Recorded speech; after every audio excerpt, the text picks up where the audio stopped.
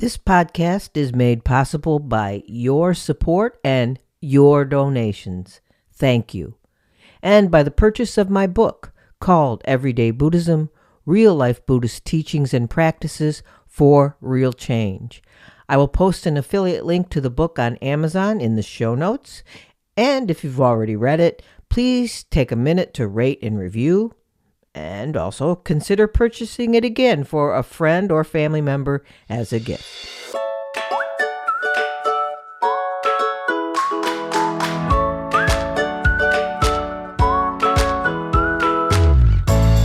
Welcome to Everyday Buddhism, making every day better by applying the proven tools found in Buddhist concepts.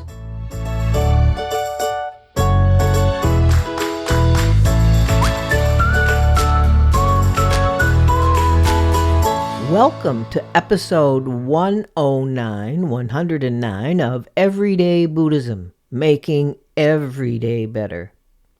In this episode, I talk with Scott Snibbe, the creator and host of the popular podcast, A Skeptic's Path to Enlightenment, and the author of the new book, How to Train a Happy Mind, with a foreword by His Holiness the Dalai Lama. Scott is a 25-year student of Tibetan Buddhism whose teachers include Lama Zopa Rinpoche and His Holiness the Dalai Lama. He leads meditation classes and retreats worldwide in a style that will become evident in our upcoming conversation. His light-hearted approach is infused with humor, science, and the realities of the modern world. Scott is a new media artist whose installations have been incorporated into museums, public spaces, and performances. He has collaborated with musicians and filmmakers, including Björk, Philip Glass, Beck, and James Cameron, and his work can be found in the collections at New York MoMA, the Whitney Museum of American Art, and other institutions. Listen in as we talk about Scott's new book and how you really can build positive habits founded on ancient Buddhist practices, leading to a happy mind. And if you're a skeptic, no problem. Scott has you covered. Check out our conversation, and I am convinced you'll want more. In this conversation, we talk about the Lam Rim, a 1,000-year-old Tibetan teaching tradition that is as effective today in training a happy mind as it was 1,000 years ago.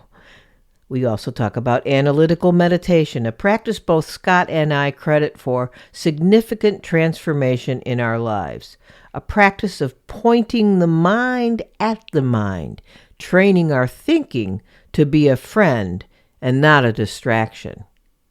We talk about Buddha nature. What is it? And so much more. The conversation starts now. Okay, hello, Scott, and thank you for joining me again on my podcast. We've had a lot of fun talking back and forth. I think, you were on my podcast and I was on your podcast, and I think we did a third thing. I don't know. I can't remember, but so it's fun to have you on again. Thank you. I'm so pleased to be here and excited to just talk to you for a couple hours. Yeah. We should probably schedule it and not do a podcast sometimes because we have so much fun talking. So first, I said this off before we were recording, but congratulations on your book. It's a wonderful book, which I've already told you, but I'll share with the audience that I think it's quite unique in that you don't just draw on like Tibetan teachings and the teachings of the Lam Rim or stages of the path, but you write in a way that's true to the spirit and practice of Tibetan Buddhism, but in a way that contemporary Western, even beginners can understand or feel comfortable with, or even skeptics can understand and feel comfortable with. And, there's not many, in the broad, cultural milieu around here is there's not many like contemporary media like books and podcasts that are like dive deep sort of into Tibetan teachings that aren't written by like lamas, geshes, monks, and nuns, and but a relatively regular person. Not that you're not, you're a superb person, Scott. You're not a regular person, but you refer to yourself as a teaching assistant, which I like, because that's sort of what I do. I always say I'm a spiritual friend. Even though you get, I got the title as sensei, but I just call me a spiritual friend, and no one ever really, well, rarely called me sensei. It's just better that way, I think. um it's funny too. I think I recall when I first reached out to have you on my podcast, which was way back in fall of 2021, because I looked back and it was episode 61 and this is episode 109. So it's quite a ways. It was, and the reason I reached out to you was because I had just started sampling your podcast. I think it was relatively new. I don't know when you launched it, right? Yeah, Um, 4 years ago or so. yeah, it's about right then. And I was thrilled to hear you talking about the Lam Rim and analytical meditation because, like I said, it's rarely talked about in contemporary, everyday sort of Buddhist stuff. So, as I frequently reference, I studied and practiced in the Tibetan Buddhist tradition for a long time, like you, and both in the Galupa and the Drikung Kagyu. And for probably about 15 or 16 years before I switched over to the Japanese Mahayana tradition. And it was the Lam Rim that hooked me. I mean, truly hooked me and never let me go. And for those in the audience who can't see, because this is an audio podcast, Scott can see. I have a statue of Jay Tsongkhapa behind me. Is sort of that, because that represents the Lam Rim to me. That represents everything that hooked me when I started practicing in the Tibetan tradition. So I know you explained before the first time you were on my podcast and in your book, which if no one has read it, then that's going to be hard for them to know this. But if you could talk about like share briefly your come to Buddhism story, right? And talk, and then have that filter in or lead into Tibetan Buddhism for you, and then the Lam Rim. Huh. Well, first of all, thanks for saying such kind words about the book, How to Train a Happy Mind. It means a lot coming from you. But yeah, so to answer your question, coming to Buddhism, well, it's a long story, but um, a lot of people come to Buddhism actually not when they're suffering, but when materially suffering, but when things are actually going well for them, and yet their mind still isn't going well. And so in a lot of ways that was my path that when I was about 30, I started to achieve some of the things that society tells you will make you happy of, so it's a little bit of wealth and a place to live and um even some nice relationships, and yet still felt like anxiety, frustration, judgment, like all those things, and started to wonder, well, what really are the causes of happiness out there? Um, and my brother had become a Buddhist, and he's the one that really got me into it. We went to see the Dalai Lama, and when I saw the Dalai Lama, I said, I want what he's having, Yeah. because I knew how awful his life was. It's quite comparable to some of the most awful things happening today in the world, where Tibet was invaded. 1 million Tibetans died under the Chinese invasion and occupation. And yet, the Dalai Lama was so happy, and not in a deluded, like Pollyanna way, but in a very wise way, where he said, if we kill even one Chinese person, we make 100 enemies. So he was happy, he was nonviolent. Yeah. And he's quite effective, very effective at spreading his message, influencing people. And so I said, I want what he's having. And so that was how I started about 25 years ago. And I found a Tibetan teacher here, and then many other like Tibetan and Western teachers over the years. and study quite intense. This form of Buddhism invites a very, very intense level of study. Like I would be considered like lightweight to what you do in a monastery, and that's still, tens of thousands of hours of study and in translation. And I still try to do about a month of meditation retreat a year or more. So that's how I, came to be part of this tradition. I like to joke I used to be a part-time Buddhist because I had, other jobs, and then I would, do classes on the weekends and nights. And I became a full-time Buddhist about 4 years ago, starting the Skeptic's Path to Enlightenment podcast and developing the educational program, and now writing the book, How to Train a Happy Mind.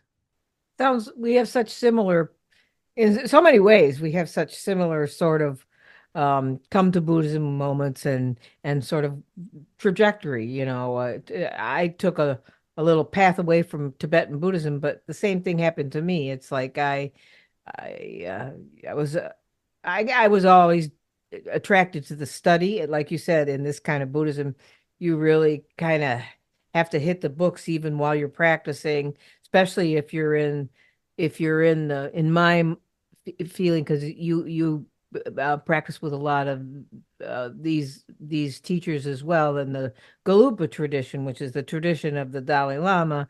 That's really the tradition of the scholars and debate and or I've said to a lot of my friends and students is like, I got so that I was really attracted to the mental bling, which can be a negative problem too. It can be you get so attracted to the study that you Mm. forget to do the practice. So yeah, it's very interesting because, and then 6 years ago, I started the podcast and then wrote the book and started a sangha. So it's like our trajectories are almost running parallel. So now lead into you know, Lamrim is something probably most of my listeners haven't heard.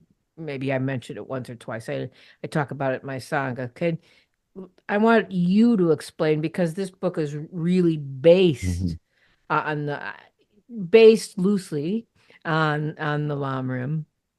Um, and so if you could explain sort of uh the beauty and the power and whatever else you find in the Lamrim.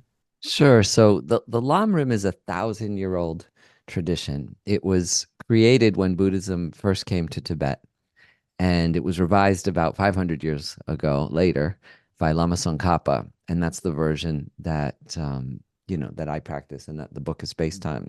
So the Lamrim teaches analytical meditation, the form of meditation that is the opposite of what many people think meditation is. It's a meditation where you deliberately cultivate thoughts, feelings, emotions, critical thinking, critical analysis, for the specific purpose of steering your mind toward its best qualities. And that's quite important in the definition of the definition of meditation in the Buddhist tradition I come from, Tibetan Buddhism, are thoughts that bring out your best qualities, that lead you to become your best self.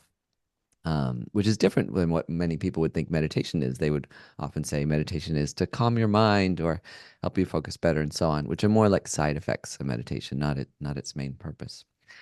And so the Lamrim, starts with the mind, and it says the mind works by habit, and every increment of positive thought has a positive impact in your life and your mind, your attitude.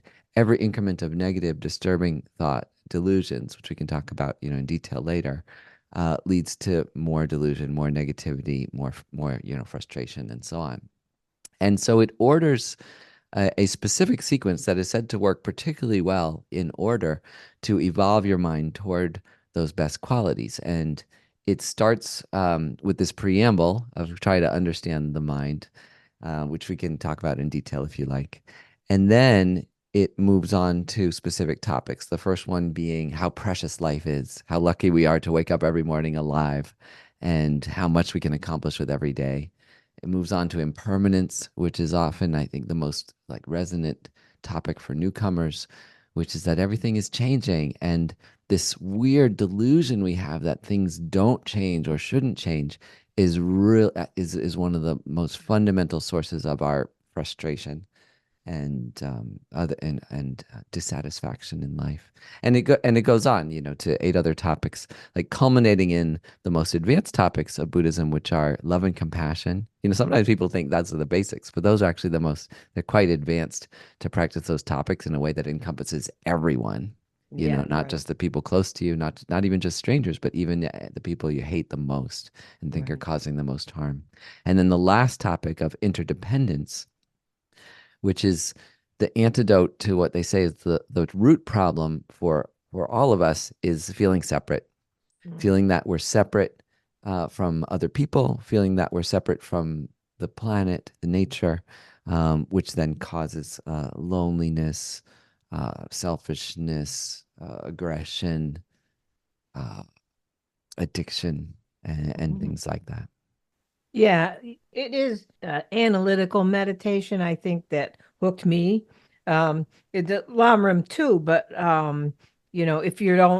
if you don't understand and practice analytical meditation, you can't really even take that first step completely on that graduated path, the 8 steps of the path. Um, Absolutely. I mean, you have to practice that. And it's like you said, it's rarely even talked about. And when people say meditation, they would never think analytical meditation. Because, first of all, because it's all about using your thinking mind, right? And my personal experience with analytical meditation, which I learned from my Galupa teachers, was how powerful it was, because it totally, first of all, it taught me to know what my mind was doing. um People say mindfulness meditation does that. I have never had that experience, but I started with analytical meditation, so it's hard for me to understand. It was very comfortable for me to do, because uh you're using the very part of your mind that is always very active, the thinking mind, that in most cases you think that most people think that for to meditate you have to turn that all off, which of course you cannot do. Um, and then it was the thought of actually applying the thought of just like one thing, right? And that would make me come away feeling more positive, rather than, and not necessarily blissful or peaceful or anything like that, but positive. It was like an energetic sort of feeling. I'm not always, I mean, I spent a few meditation sessions, even in analytical meditation, where my head has fallen to my chest Hmm. in sleep. Uh, but it was ultimately something that I will honestly say, and this sounds all woo woo and like I had a profound experience, but it ultimately, and if you mentioned this too in your book, it ultimately transformed my life. And Hmm. if it was analytical meditation that took me there, I couldn't have done it, I don't think, without it. Um, in your book, you wrote this about analytical meditation. You said, quote, analytical meditation is a way to take conscious control over your mind's habits instead of letting them be unconsciously programmed by your interactions with the people in the world around you. And that's just it. It's like, if even if you're doing calm abiding or shamatha or focused meditation, or you're doing vipassana meditation, insight meditation, it's so easy to let your some thought grab you and take you on a train to wherever. So it does work. And I consistently teach analytical meditation in my sangha, because I found that it does hook people in the same way. Instead of making an enemy of their thoughts, they make there's it's a helper. It's like, okay, this is going to help me transform my mind. My own thoughts will help me transform my mind. Hmm. So, and you pointed this out too. You said even beginning meditators can easily do analytical meditation, where other people, they can't do other things. So can you take some time to like talk about I mean, analytical meditation, you sort of hinted at it. I'm sort of hinting at it, but we're not really getting into like the mechanics. What the heck is it? What are we thinking about anyway, right? What are we doing?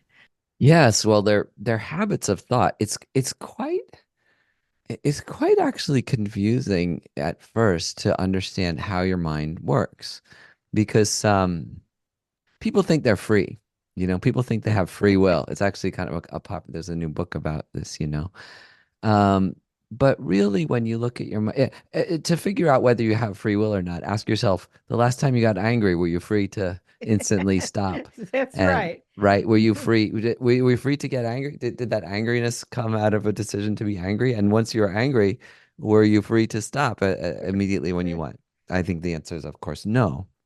So that's what analytical it's quite subtle because analytical meditation says, yes, you do have control over your mind, but it's more through like planting these seeds in meditation that later ripen in everyday life. So, like looking at a person who is yelling at you, for example. If you want to be able to deal better with that situation, say that's your boss or something like that, what you do in analytical meditation is you picture that happening and then you try to look at reality. A way to describe analytical meditation is that it helps align your mind with how things truly are. So Yeah. when that person's yelling at you, you have a very strong sense that they're just a jerk. Why are they doing this to me? That I don't deserve this, and so on. So there's habits you build on the cushion to see that situation differently. For example, impermanence. Like you think of that person like, wait a minute, that person was born. And Yeah. like just like me, they were born, they have a mother, and all kind of things happen in their life to make them act like this. In fact, the way they're acting probably has almost nothing, maybe nothing to do with me and more to their conditioning and all the things that happen in their life. Which makes you feel compassion just by analyzing their life. You see, I'm not like deliberately trying to open my heart to them, but I just think analytically, like, oh yeah, there's everything they're doing comes from something else. Like their father probably got mad at them, when they were young. They watched 10,000 people get killed on television, just like, everybody. They had, schools that taught them, that punished them when they did bad things and so on. Then you also think, oh wow, and that person's going to die, Yeah. like just like me. And it's like, whoa, let's put this in context. How important is this argument? And what's a skillful way to get out of it? Maybe it's just to be quiet, let them get out of it. Maybe it's just to reflect and acknowledge their feelings and then, have some skillful way dialogue and so on. So that's analytical meditation. What's interesting about it is that it really carries into everyday life in a lot better than say mindfulness meditation. Yeah. Mindfulness meditation requires you to be quite calm and still. So life is not calm and still. When your boss is yelling at you, you can't say like, hold on a minute and like sit there. Okay, okay. Right. It's Yeah, it's right. really it's but analytical meditation, like you actually get excited once you learn these topics. You can even, I know it sounds crazy, but you can even get a bit excited when your boss starts yelling at you because you think, oh yeah, now I can apply that. Like now's my chance. I've been practicing for this, and now's my Right. chance to actually think like get the bigger picture, the bigger context of what's really happening rather than my self-centered, deluded projection that everything's about me. Everything, I don't deserve anything bad to ever happen to me. I only deserve good things. And if I don't get a life like that, I'm going to throw a tantrum. You can let go of that and have a much wiser way of interacting with the world. Yeah, and you said something at the beginning about seeing things as they really are, which is, really kind of to me, it's like when people ask me what is the one thing you would say about Buddhism that you take from Buddhism is seeing things the way they are rather than the way you'd like them to be, or whether they're or you expect them to be. Like you talked about impermanence. It's like one I really noticed that like during the pandemic because it was so widespread is it was like everybody no one, we never expect anything to be different than it always is, right? That we've forgotten that everything is change, everything is impermanent, or forgotten, or we actually don't want to think about it because we don't want to think about our own death. We don't want to think about change from being happy to being sad, or to Hmm. being, well, to being ill, and all that. But it's like, if you start training your mind to understand that this is the way things operate, it would be like denying gravity, right? It's Hmm. like, and then something clunks you on the head, that fell from the tree. It's like, I think of this just today. It's pouring down rain. I was out there tending to my vegetable garden, and I saw this branch hanging there because it must have rotted away. And I was right under it, and I was hearing this little cracky sound, and it was like, it's like, it would be, to use your analogy, to not to deny change would be for me to stand right there and deny gravity, that this thing is eventually going to fall on my head. So analytical meditation is really not anything mysterious. It's just a matter of looking at things, as they truly are, which is when nobody, which, it kills me all the time. It's like, why aren't we taught this? Yeah. As kids, I mean, it's like we could easily be taught this. I mean, maybe you maybe teach your daughter that. I don't know, but we could easily be taught this if we, instead of, parents going around denying their reality, and the grandparents deny their reality, and then everybody denies the reality. And you know what I'm saying? This is not a trick Yeah. here. It's pretty Yeah. easy. Yes, and yet that's the way it is. Even you and I here, right? We're like, why? I can't believe this is happening. Well, this is the way it is. So you and I have to accept the reality that we live in quite a materially developed culture that is devoid of wisdom that was discovered quite long ago and is not that hard to implement. But you and I, do our best to, help it spread a little bit. There's a phrase, that I think it's worth watching in yourself and also in people around you. That you hear that I think is a particularly clear that you're having a delusion, and it's "I can't believe," I can't right? believe. Like I can't believe Russia invaded Ukraine. I hear it all the time. I heard it from a friend. He's like, "I can't believe my friend died." Oh yeah, I me can't too. believe this. And what the analytical meditation really helps you with is like, you can believe it. You are ready. You're ready. You practice every day thinking about all the different things that do naturally happen. And you're ready you can believe it. Like, and you and I, and even you and I are doing it a little bit here, right? It's like, you Yeah, I know what? am. We can believe that our country and our world is relatively devoid of wisdom that is not difficult to cultivate. If only someone taught it to you, when you were young, or for us, remedially when we got into a little bit older. Yeah, well, and I think it is cultural. I think, Yeah. but I don't know if now that we're so all interconnected via the internet and social media, and 20, wow, I won't even call it 24/7 news. We've gone way beyond that. It's like news every second, anytime you want it, from wherever, and you always know what's going on. So even if the culture was more uh built on wisdom, right? We probably shouldn't go into this social economic analysis, but even if there was a culture built on that sort of thing, like, like the Tibetan culture is a little Hmm. different than our culture, and most Asian cultures are a little different than our culture, but they're changing too, because they've become more, instead of we becoming like them, they're becoming more like us, which it's questionable whether Yeah. that's a good thing, but Yeah, I just went on a retreat with my closest teacher for 10 days. And he really said, I think we're all a little uncomfortable now with these words East and West because they're a little yeah. bit exoticized, but also like you say, the world has changed, and it's not we have the Asian countries suffering from, the same problems that most other countries are suffering from in the world of alienation, anxiety, material development, but a kind of being spiritually bereft. And so my teacher said, probably better just to say modern now at this point, that they Yeah. are the modern condition of, alienation, separateness, material development with lacking inner development, and so on. Yeah, I remember um, um, one of our teachers in my Bright Dawn ministry school. Um, he was leading our class for a couple of sessions. Kenneth Tanaka.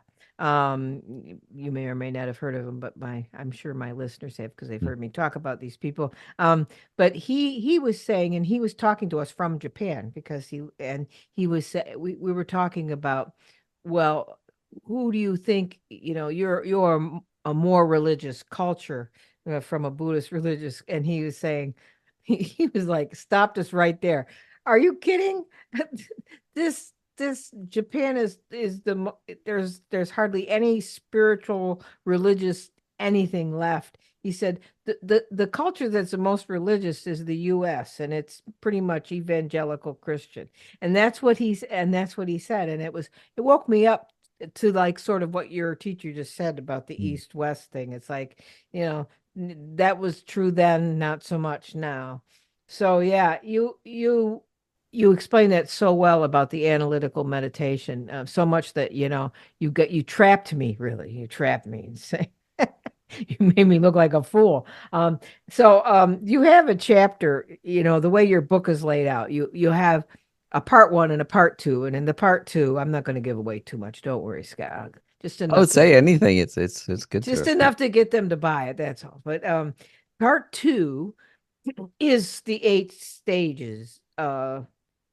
the 8 stages of the path. The only you label them in a non-traditional way, in more of a Scott Snibbe, uh, skeptical, whatever, way of presenting it, but it's wonderful. It pretty much tells you what it is. I knew the stages, so I liked your translation for the chapter titles.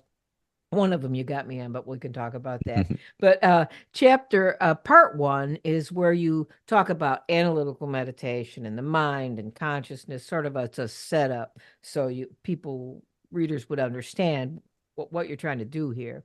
Um, and so we pretty much covered analytical meditation, but there was the chapter on mind, before you get in, and that was, I think, the last chapter before you get into the stages of the path. And not to be punny here, but it's really mind-blowing, actually, that chapter. I have to say, it's very intense. It's a deep dive. It's probably the deepest dive, I think, in the book. Um, maybe not. I mean, there are other things within, the meditations, but it's pretty much a deep dive where you go into the 5 mental factors, which I won't go into right now, but you Mhm. could if you want, psychology and consciousness. And then you talk about the mind being clear and knowing, and about its continuity. Um, you know, that kind of linked up, and that's one of the things I wanted to say before. So I'm kind of backtracking here. Let me backtrack because I'm going to lose everybody here. Let me backtrack. The We didn't really finish the analytical meditation, because analytical meditation would not be possible if the mind wasn't capable of doing these positive transformative things. Yeah. And we'll go into what I was trying to talk about before, because I think we have to cover this. Um, and most people don't see it that way, and you point that out in your book as well. Is, I call this the bad news of Buddhism. The bad news of Buddhism is that it's all about suffering. Well, even the Buddha, I came here to teach suffering and suffering only. But the bad news of Buddhism is not suffering. And the bad news of Buddhism is not change, because if it were not for change, nothing would be possible, right? That's we it's change that makes all things possible. If everything was static, nothing would happen, right? When nothing would go, would there would be nothing. So if our mind wasn't capable of transforming, if it was all about suffering, our mind would just be this evil brewing pot of delusions, which sometimes I will say it feels like it is, but our mind underneath, because that's what you talk about when you go into that about clear and knowing. Our underneath though that boiling pot of delusions is this crystal clear, positive, energetic, whatever. I don't know. Crystal clear, positive energy. I wouldn't say, how's that? And it's what we refer to as Buddha nature. And so maybe you can just touch on the Buddha nature a bit and why that works, why that makes analytical meditation even possible to transform us. Right. So go ahead. Yeah. So, it's said that analytical meditation brings out your best qualities, transforms your mind toward its, highest potential for good. So, if that's true, then you need to understand what the mind is. What is Right. the mind exactly and how does it work? And so, there's something, again, I kind of feel like this is one of the worst translations ever, is Buddha nature. Because what does that mean to Yeah. someone, who's not a Buddhist, who what it doesn't really mean anything to people. Right. So the term I really like for it is fundamental goodness.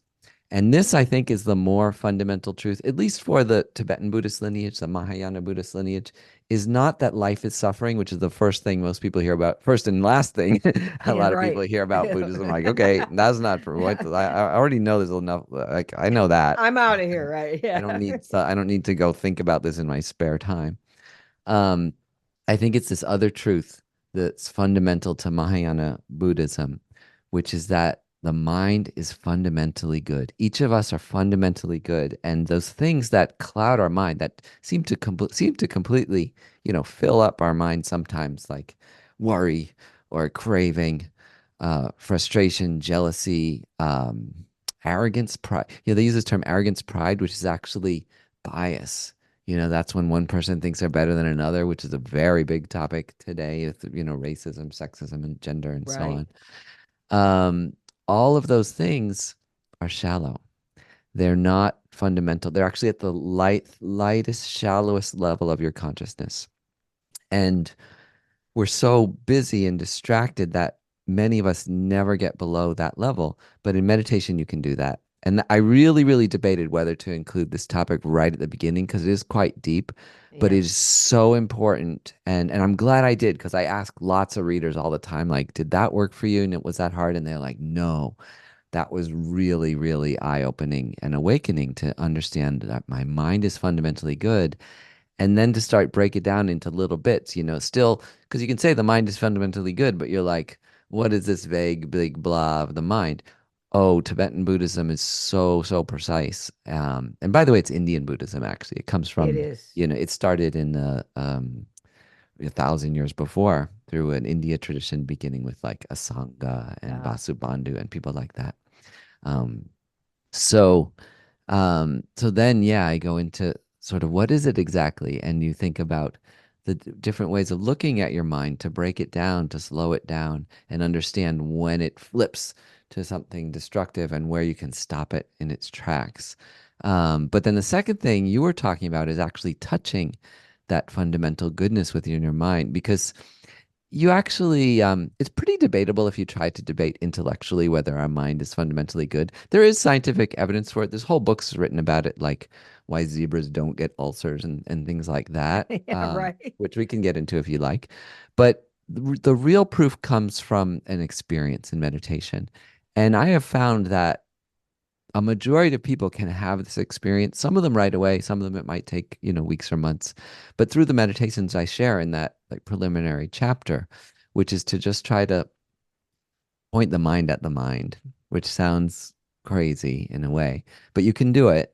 You point the mind at the mind and you start to look at what it is without thoughts, because there are moments when you don't have thoughts. Right. And so, or the space in which thoughts appear. Some Right. people call it a stage. And there's no right answer for how to do this, actually. Each person has a unique individual experience. But in general, like from talking to students and I people can have this experience.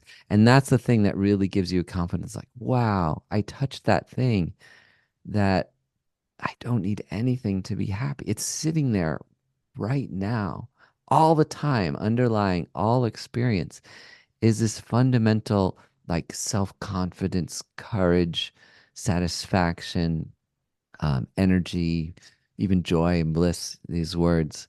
You can touch that in meditation, and it really gives you it's the ultimate refuge, especially for people who aren't Buddhist. They don't look up to some spiritual leader or something like that, or some text, but you can find that in your mind. And so that's why I left it. Is like that's the refuge that everybody has, regardless of your religion, is that we can each find that. And some people find it through going running, like they Yeah. going running, doing yoga, playing music, work, creative activities, art, uh, all of these different things actually can help you. That is what you're touching, is this fundamental goodness of your mind. It's there for you if you just kind of open the door to it through some kind of constructive activity of connecting with your deeper self. Yeah, there's two aspects here too. Is like um we say you mentioned that some people they're too busy, they have never gotten to the place where they've seen that, or they were able to touch it, but honestly they have been there, um because everyone has been there. Like you mentioned, it's about the like sort of the flow states, like when you're running or when you're doing a creative activity, or sometimes when you're just like really tired and you're just looking out the window, and it's because it's about all you are you're mentally tired, you're physically tired, and it's about all you're capable of doing. Sometimes you can be extremely happy in that state, even though you're exhausted, but what you're happy about is is that you've touched that place. You're just not aware you touched that place. Hmm. And when you say mind looking at the mind, that's the training. It's like you have to train yourself to know that you're know that you're there, right? I'm here. I'm doing it, and training yourself to get there without like being physically tired. And I will add, at 71 years old, aging really helps this as well. Mm. It's like, because this is that's the it's like, I remember my mother used to always say to my grandmother, because my grandmother was a huge worrier and my mother was not, and my grandmother would say, "Oh, I forgot what I was worrying about," and and my mom would say, "Wonderful," and it was like, and as you get older, this maybe it's just me, but I think it's most people. As you get older, you do forget a lot of little things, and in the forgetting, it makes the day a little happier sometimes because you don't have this running list of stuff, right? So it's see, these things just happen, I think, naturally. It's just we aren't trained to look at them, or to, what you said, make the mind look at the mind. Yeah, that's funny. My brother, before I got into Buddhism, my brother got into Buddhism 4 years before me, and he was always telling stories. And one of the first stories he told me was of a teacher of his who said, "You know that feeling you have when Oh, you yeah. forgot something you were going to say?" Yeah. And people said, "Yeah." He said, "Well, that's the feeling you want to have all the time." That's it. That's it. Just kind Well, of funny. It's not exactly, you don't want to be like completely clueless, but still there's something to that, like that your delusions are something you're actively holding on to. And they actually, there are many moments that it just seems to happen that all of a sudden you feel good, like quote, for no reason. And what analytical meditation gives you is that a systematic tool to to do it. achieve that state of mind reliably. Yeah, because otherwise you're happening on. It's like dropping something. You just dropped your clinging to your thoughts, or your Yeah, yeah. plans, or you just dropped it. But teaching And yourself to And do people that. try to, and then people try to, because of our materialistic culture, we tend to blame it on things. We tend to attribute it to things outside ourselves, like, oh, it's because I watched that TV show, or I drank that drink or I smoked that joint or Oh I my was God. on that beach or whatever. And it's not like those are contributing causes, but it's your own mind. It's your own mind that is responsible for your joys and your sorrows, and you can deliberately gain control of them. Okay, so this part is all I'm all cool with this part of your mind chapter. There's a place where I'm not cool. I Oh, just great. wanted Yeah, let's talk about to that. No, I'm not going to argue with you. Uh, I'm just going to say um like I said, it's so deep, the chapter on mind. And this is from somebody who studied Buddhism for 30 some years, but it's so deep. Um and I want to ask you something, and I think it'll be interesting for listeners, but I need you to explain something to me. You talk about how each moment of consciousness appears to have a duration. I I get that. Like I practice sometimes a meditation technique where I tune into my senses, not the six senses of, well, it is the six senses because I'm using my mind to do it, but the five senses, like I'm listening. I'm going to focus on listening now, and so I focus on listening. It's kind of like analytical meditation, but a little bit like Vipassana. So I'm listening to something, and I duly or purposely note when a sound begins and when it ends. It's sort of like how Thich Nhat Hanh talks about the trailing of the bell, listening to the bell, Mm. um, you know, staying there through the whole thing until it goes. So I get the duration of consciousness. But then you talk about how each new moment of consciousness appears to have a duration, and that allows you to split the moment in two. Okay, now I know you come from a math background, and I don't. I'm an English lit sort of person, but what? I'm lost. Explain. Yeah. Okay. So first of all, if anything in the book doesn't work for anybody, just set it aside. And that's what the Buddha said about Yeah, the Buddha's that's teachings. right. So first of all, like not everything's for everyone, not everything works for everyone. So it's no big deal if that doesn't work for anybody and just set it aside. But I will get a little more into that. In fact, one day I would like to make another book and go very, very deep into that subject because it's actually very, very profound, this idea of time and duration. But in general, gee, let me just talk from a scientific perspective, because from a scientific perspective, there is no time, which Right. sounds crazy. There's a great book by Carlo Rovelli called The Order of Time that talks about this in great detail. So so he says in there, he's like, what exactly do we call the present? I like to talk about this scientifically because he's not a Buddhist, although he has studied it a little bit. What exactly is the present? Well, we just decide that it is a certain duration of time, like a little bit before, right now, a little bit after, like you and I. That's our present right now. It's like we've just, and it's a little bit different for each of us. Like for me, maybe it's a tenth of a second, and for you, it's like 15 100ths of a second, like it's quite arbitrary. And from a physics perspective, we can't find it in it. Like Newton hypothesized a variable t, like a universal Right. timeline for everything that happens in the world, and he wrote all these equations with it. It turns out t doesn't exist. There is no Right. timeline. Like physics works backward and forward. It doesn't. Everyone's puzzled over this because it's just doesn't appear in physics. So I mean, this is actually, I think it's amazing because Buddhism seemed to get at this point thousands of years earlier through Exactly. inner insight. And so this is a kind of logic. None of these models of mind are actually how the mind is. Like just the same way a map of San Francisco is not San Francisco. So each of them is just a tool for your mind to help understand itself using some metaphor. So that's kind of the simple answer to what you're saying. Like it's a metaphor, and if it doesn't work for you, don't worry Yeah, about it. Yeah.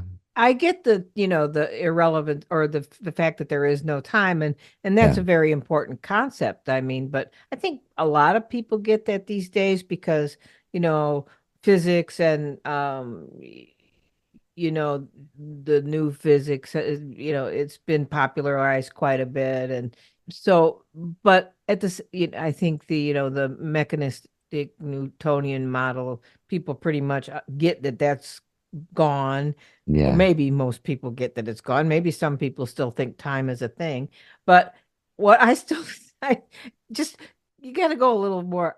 What am I splitting in two exactly? I get what I don't, I get the bit about the present, Yeah. like your present, Okay. but what am I splitting Well, in two? it's a trick that works for some people in this meditation because somehow you tend to still sort of see your mind as concrete.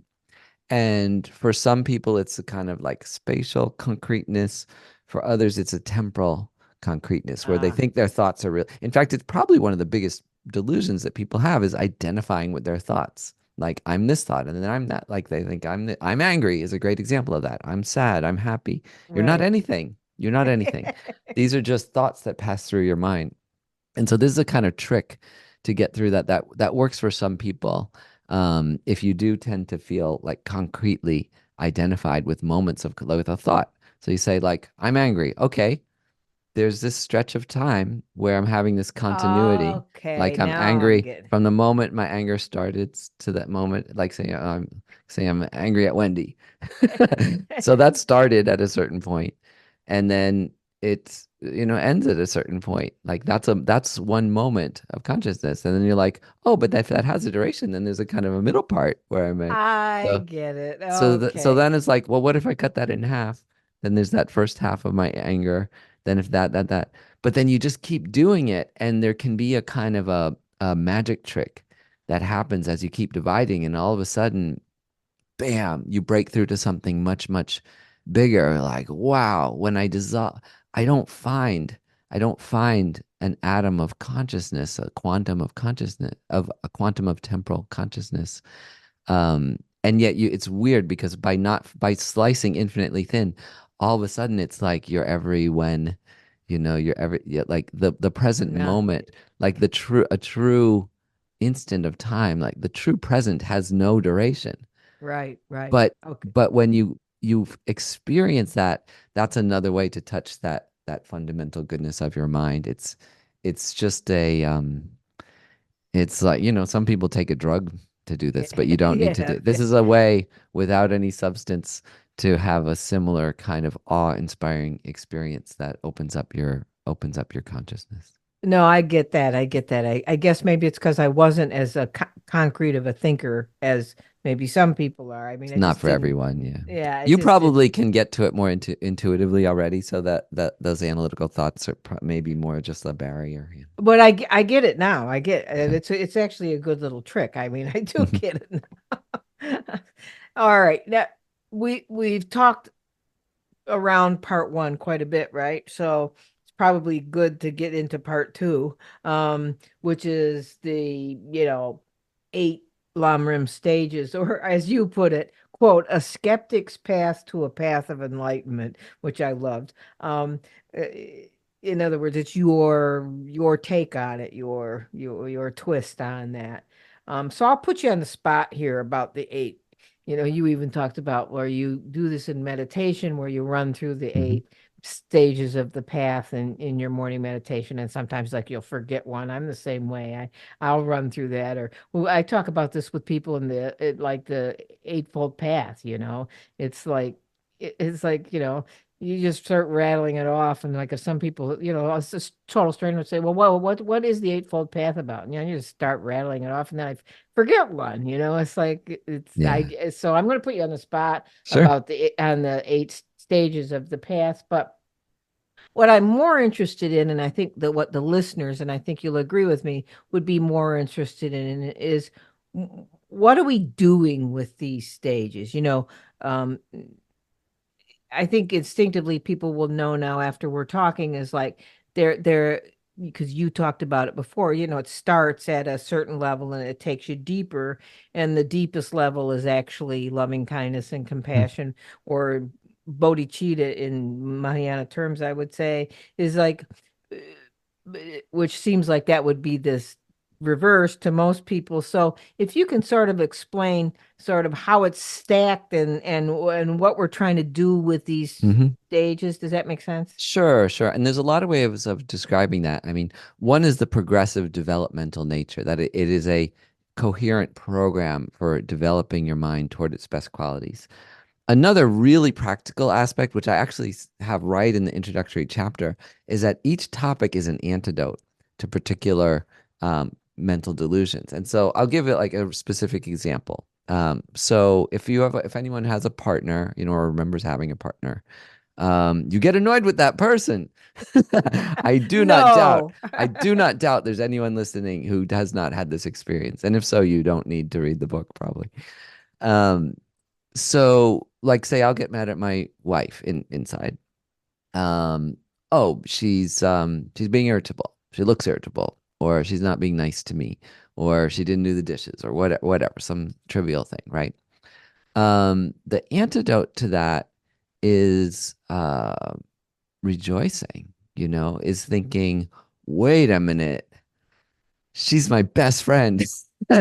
She loves me more than anyone in the world, right? Like instantly apply that antidote of the rejoicing, which is one of the practices, in the Lam, one of the practices in the cause and effect chapter is where I put it. Hmm. And I think about that. It's like, whoa, I am experiencing the delusion of anger, which exaggerates the negative. This is ridiculous. I'm having this tiny, tiny thing that's only from my perspective. From her perspective, it's nice because she doesn't have to do the dishes right now. She has other more important things. Maybe I'll do them. Maybe she'll do them later. Whatever. It makes sense to her. For mine, it's an affront to my existence and happiness. And I can't be happy unless those dishes are put in the dishwasher by her right now. Right, you start thinking about it Yeah. that way, thinking about that's the chapter on suffering and Right. its causes, which I don't call suffering because people hate that word. Um, I call it Am I most am I the important most person in important person in the the universe? right? Which is like you see my analysis, like that's exactly the analysis. That's why I put it that way. Am I the most important person in the universe? Like, is really it should this whole household be organized around my idiosyncratic wish and wish needs fantasy of how reality should be. So you see, you combine. So even right there, I combined like two topics as an antidote to immediately like fall in love with my wife again. Like, oh, this is great, and she has her own needs and whatever. I'll do the dishes in a little bit so she doesn't have to. That's that one. I really like that way of explaining, the topics and their use because this form of meditation, analytical meditation, becomes more useful off the cushion. The point of doing it's Yeah. not necessarily that you want to do more and more and more time on the cushion, although that is very beneficial, but you want to carry it into your daily life so that these thoughts occur spontaneously as antidotes and make you like again, none of that involved anyone else doing anything except me and my mind. My wife might not have known even that I was upset, but I just go through those thoughts in like 30 seconds and then I'm Yeah. just in love with her. So that's how it works. That is exactly right. And it's exactly the way you did it for each step, starting with precious life and in impermanence. And the first step is the easiest step. And in some ways, I think it's sometimes the hardest step for our culture. Um, to feel that their life is precious. Yeah. They take so much for granted and sort of to link into your I'm being the most important person in the world concept is like um there's I think there's a pervasive sense of every everybody everything owes it to me, and so is my life really precious or just a big pain in the butt? Yeah. That's the way I found that most people, that precious life thing kind of sticks them. They don't realize how precious their life is because Yeah. they don't take the time to think about it really.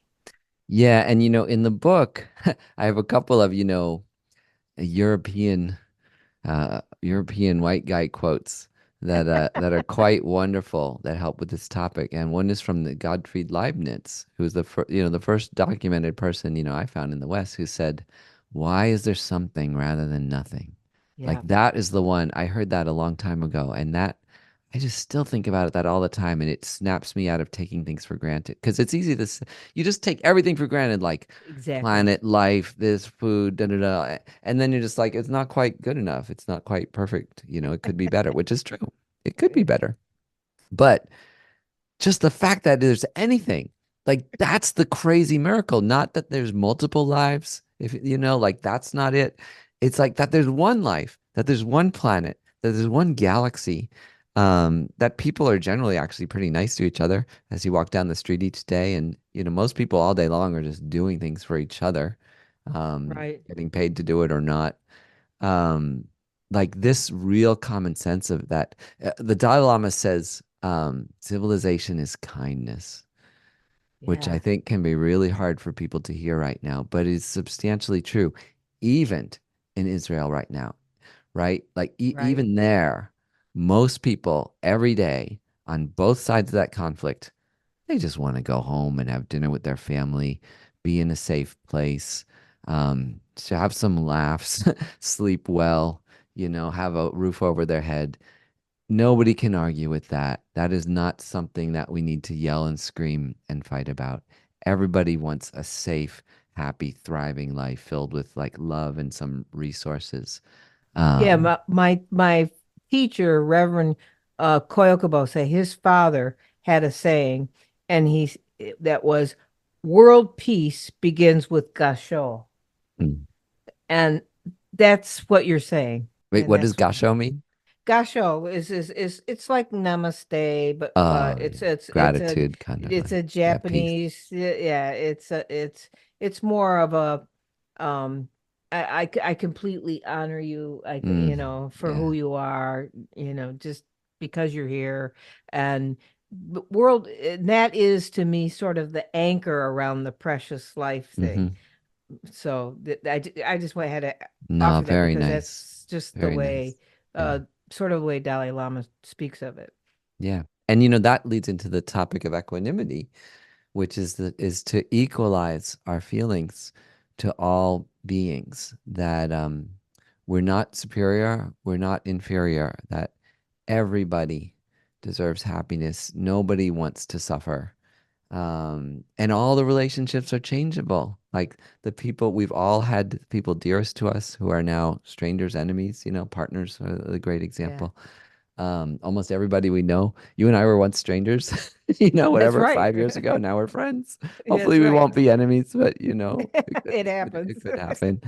But relationships are impermanent, and you use that logic, um, actually not to freak out and be, disappointed, but actually to feel a great, unshakable respect for yourself and everybody else that's equally respects everyone's right to happiness, life, safety, security, all over the world, wherever they are right now. Yeah, and each one of the eight steps in the s- what in the skeptic's path to the path of enlightenment.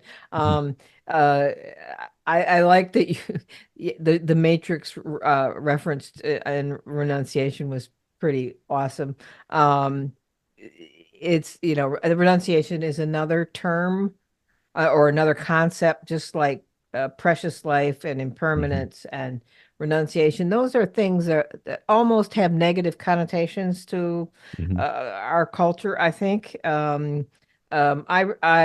was told, well, and in your study Tibetan, that the word renunciation in Tibetan means authentic becoming. Mm. Do you know? I mean, that I was told that when I with one of my Yeah, teachers. so there's other terms for this topic. It's another one where I think the translation's terrible. There's a lot The of bad determination translation. to be free is an excellent That's translation a for good it. one. One of my favorite ones now is self-compassion, actually, because self-compassion doesn't appear on the Buddhist path, in many ways, because it's obvious. Like Yeah, in the right. Tibet, it's so obvious they didn't even put it in there. But that is, if you wanted to name where that topic really blooms, it is this one of renunciation. So yeah, I hate the term. I didn't put it, well, I did call it the red pill of Red pill, renunciation to yes. make people a bit, interested to figure out what it is. But the key thing is, well, not all forms of Buddhism are the same. There are forms of Buddhism where renunciation does mean, don't eat tasty things and don't get any hugs and so on. But it But it also depends upon whether you're a layperson Yes, or a yes, monastic too. yes, Yeah. yes, yes. But in the traditions, the traditions that we're from, in general, that's not the case. Renunciation doesn't mean giving up ice cream.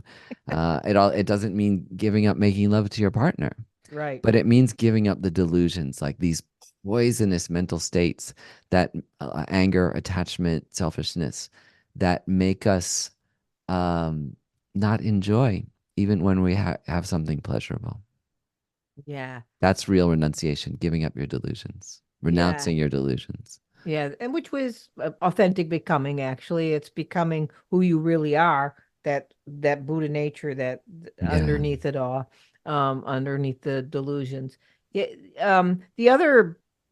The cause and effects chapter is obvious, and it's obviously connected to karma, but not in a way that, you don't have to be a believer in like uh karmic seeds like you talk about, or past lives or future lives or anything like that. And that's a pretty cool thing, but I think more people will understand it.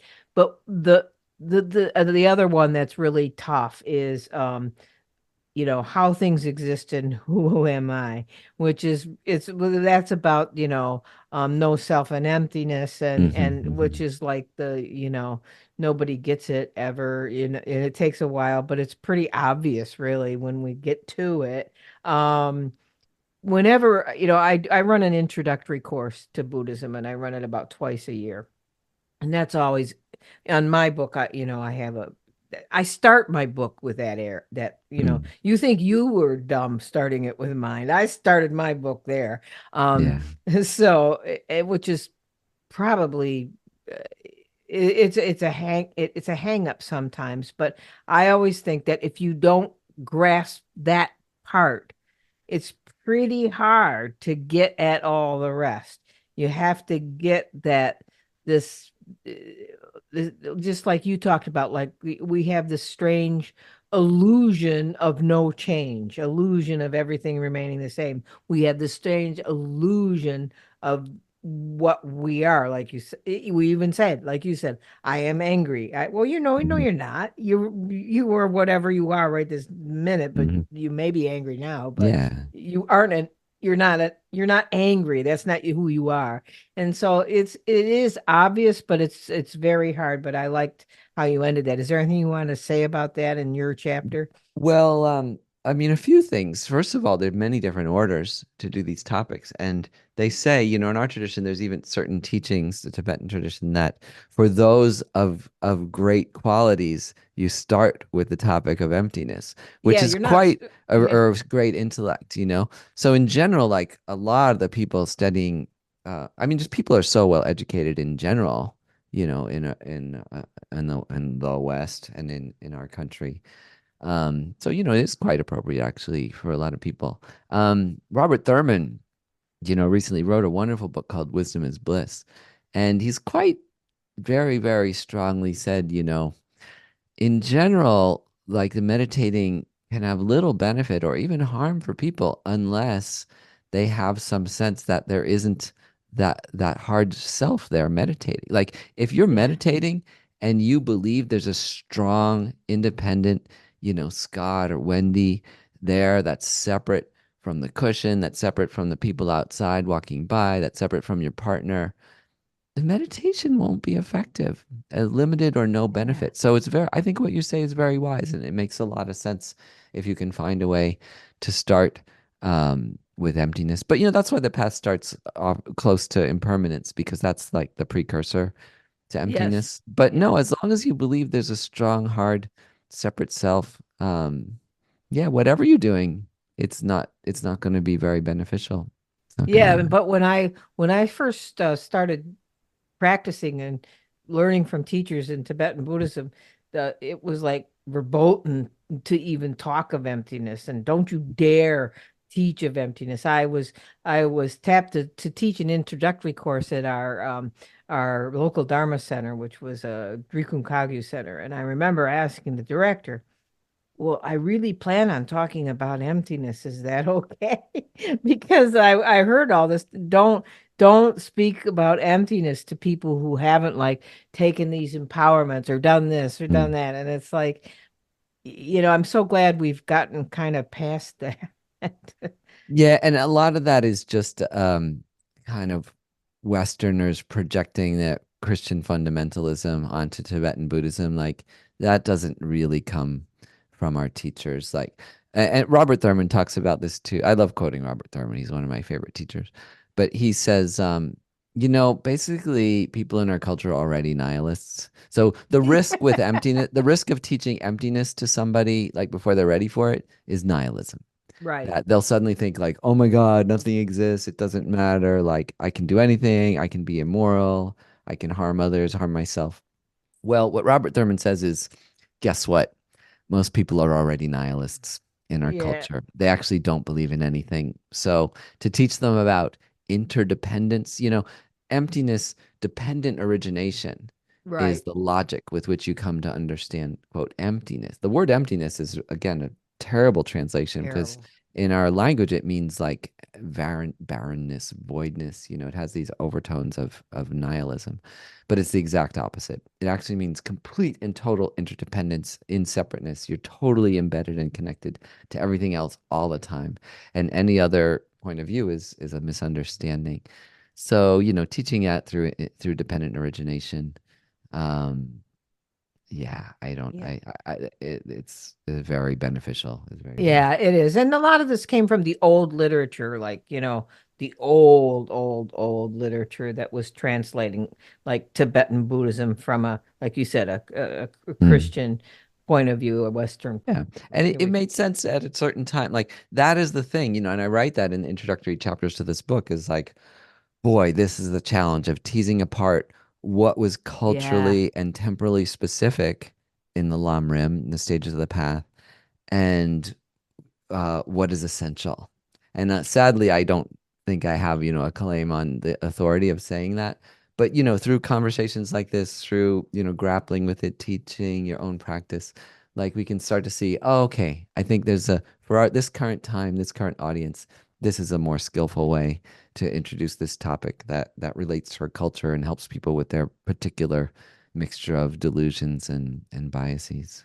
well, yeah, that's how the Buddha taught. He taught to the audience, to the person, what their level, their concern, and that sort of thing. And so it's like, and also that's upaya, skillful means. It's Yeah. like you have to kind of got to grasp at that. And sometimes I just question how skillful that was about my book, but we'll talk about it. It makes them dive deep quick. So, now, I think we have a little time for you to do something for me if you Hmm. have some time. Sure. We talked about this.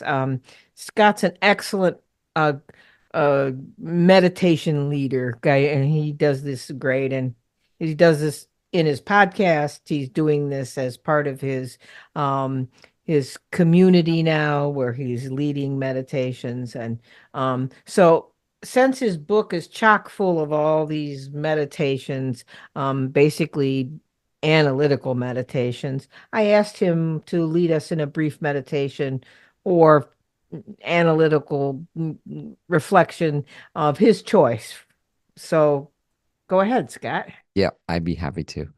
So, what I'm going to do is not lead a whole meditation, but a single page that has seemed to be very beneficial to many people when I share it, which I touched on a little bit when we were talking about, what to think when your boss is yelling at you. But it actually applies to any person anywhere.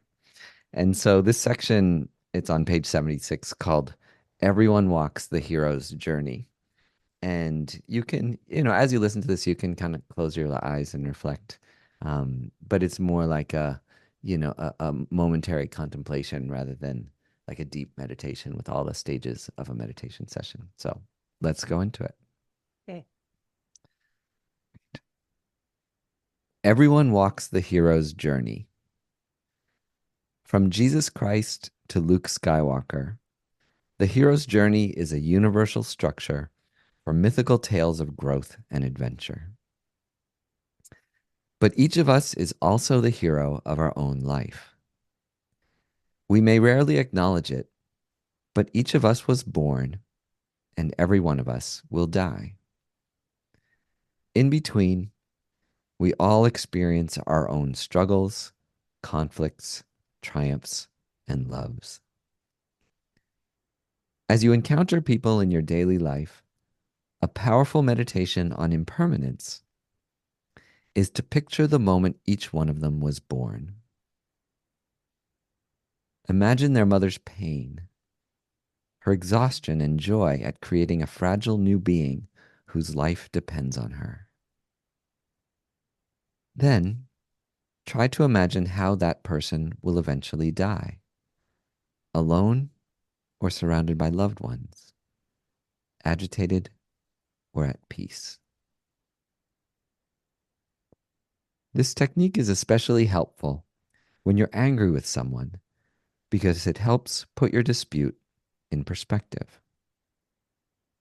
Picture the end of that person's life in a hospital bed or at home, after a life that was long or short, a life of virtue or misbehavior, a life ending among friends or silently alone. Then try to imagine where that person is right now on their journey from cradle to grave.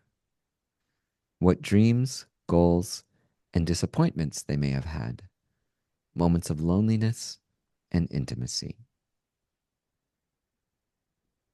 Without this kind of reflection, the people around you can seem like video game characters, mere obstacles or aids to your life's agenda. Such a rigid, self-centered view of the people around you is disconnecting and inaccurate. They're all constantly changing, and each of them treasures their precious lives just as much as you do yours. Each of them lives an epic hero's journey.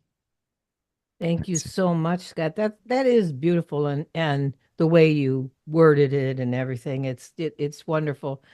I'm going to add on this. I've said this a couple of times on my podcast, and I'm sure I didn't repeat it to you, but maybe my listeners have heard this. I swear my grandmother turned me into a Buddhist at a very young age. I was very connected to my grandmother. In some ways, more than my mother, there was just a connection we had.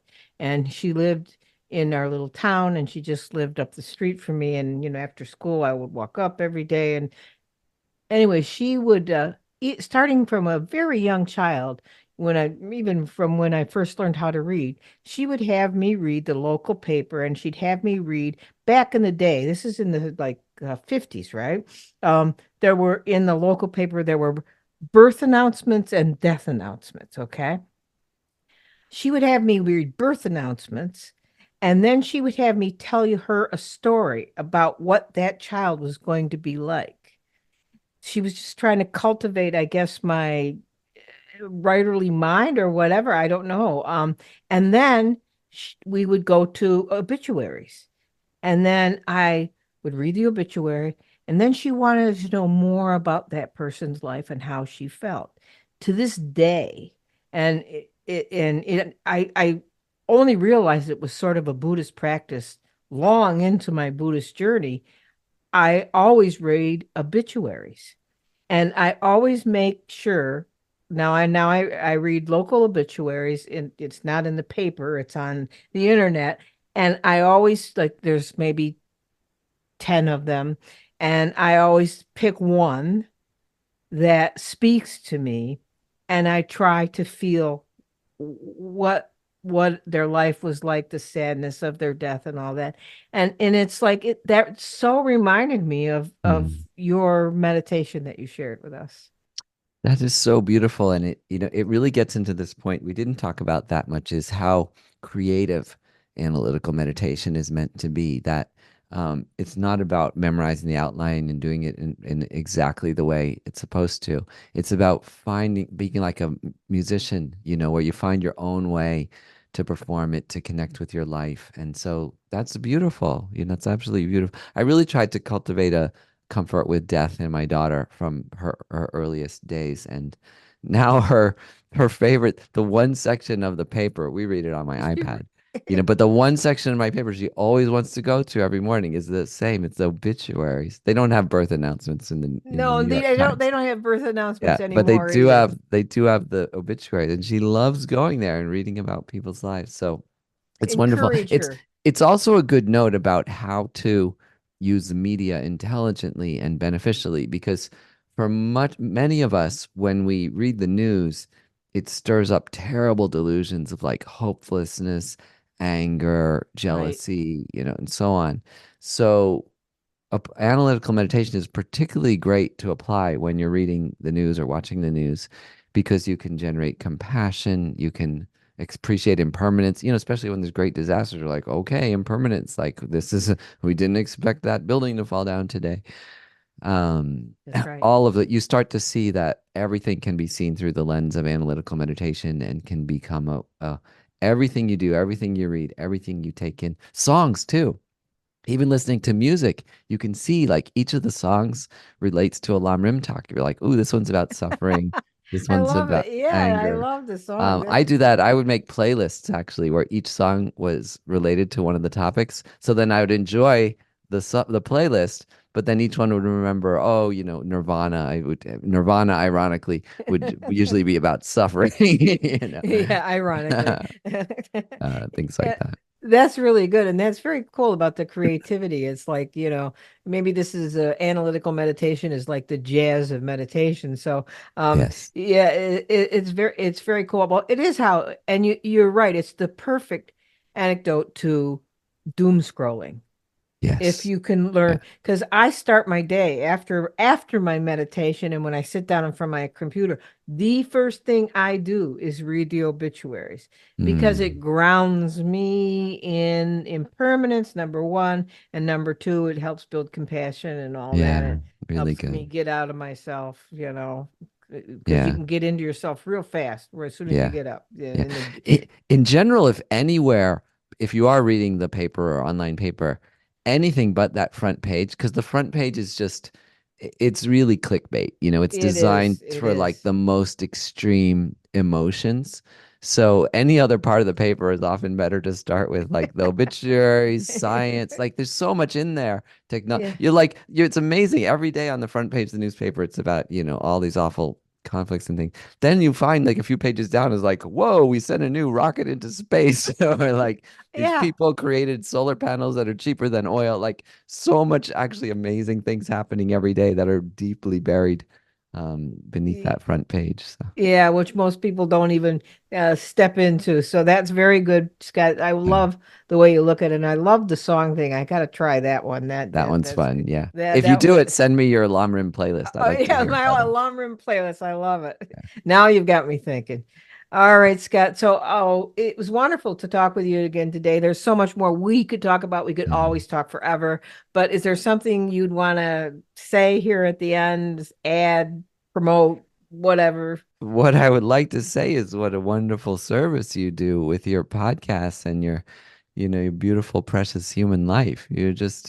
I loved speaking with you. You're so wise and so at ease in conversation. And so I really appreciate everything you do. And I was very, very grateful to be on your podcast and share, some of what how to train a happy mind is, and how insightful your own reactions were to the book.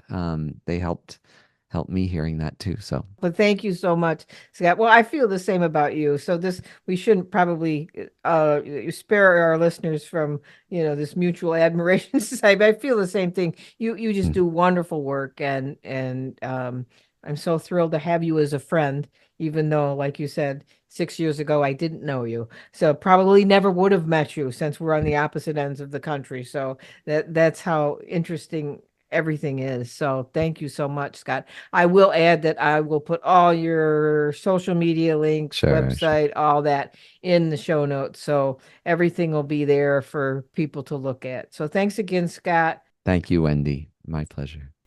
That's it for this episode. I have so much fun talking with Scott, and I believe you understand why after listening to Scott's engaging teaching style.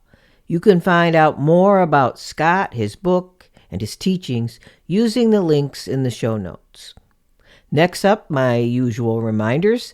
We are currently studying The Way of the Bodhisattva by Shante Deva and the companion book Becoming Bodhisattvas, A Guide for Compassionate Action by Pema Chodron in the Everyday Sangha. The Sangha is a private donation-supported group that meets virtually via Zoom every other week on Saturday mornings at 10 a.m. U.S. Eastern Time. Our meetings consist of a service first, including traditional vow recitations and other invocations, chanting, and a short meditation period. The service introduces more ritual and liturgy into the structure of our meeting, much like you would find at a non-virtual Buddhist temple, church, or sangha. The service includes a Dharma talk by one of the practice leaders or myself, and possibly a Dharma glimpse by one of our Sangha members. After the service, we open it up to discussion of the current book study or of anything that was inspired by one of the Dharma talks. Consider joining the Sangha to be a part of a warm and welcoming Sangha community. You can learn more about the Sangha by viewing the latest bonus YouTube podcast where myself, Bradley Janayo Sensei, and Terry Zenkai Hoskin, our practice leaders, talk about what the Sangha and what everyday Buddhism is all about. You can also support this podcast and other activities of Everyday Buddhism by becoming a community member. If you do, you will have access to all members-only podcasts, an education series, the Introduction to Buddhism course, the Buddhist Book Club, and a private group on a non-Facebook platform. If you don't follow me or Everyday Buddhism on any social media platforms we post in, you can go to the Everyday Buddhism website and join either the membership community or the Everyday Sangha. Go to www.everyday-buddhism.com and click on either the tab that says Join Members Community or Join Everyday Sangha. Or you can join through Patreon at patreon.com/Everyday Buddhism. Links to joining the Everyday Sangha and the membership community are posted in the show notes. I thank all of you who contribute. This podcast, the community, and the Sangha depend on your donations to continue to exist. I don't seek podcast sponsorships, and I do not ask for financial commitments through paid podcast memberships. So my work and the cost needed to support what I do is entirely self-funded, except for your donations. Please consider a one-time or continuing donation through Patreon or on my website's Donate tab, or you could buy me a coffee on the coffee cup link on the website. Also, there is a new section on the website where you can grab some Everyday Buddhism merch. Don't forget to check it out. You can find all these links in the show notes. And thanks, too, to all of you who write in with comments and questions. I read all of your emails and may even pick up a question to feature in a bonus podcast. Another way you can help is to rate and review the podcast on your favorite podcast platform. It's important to share the podcast with others if you find it helpful in your life. And if you could, take a minute to comment so people will know exactly why you love Everyday Buddhism. That's all for the announcements. So until next time, keep finding ways to make yours and everyone's days better.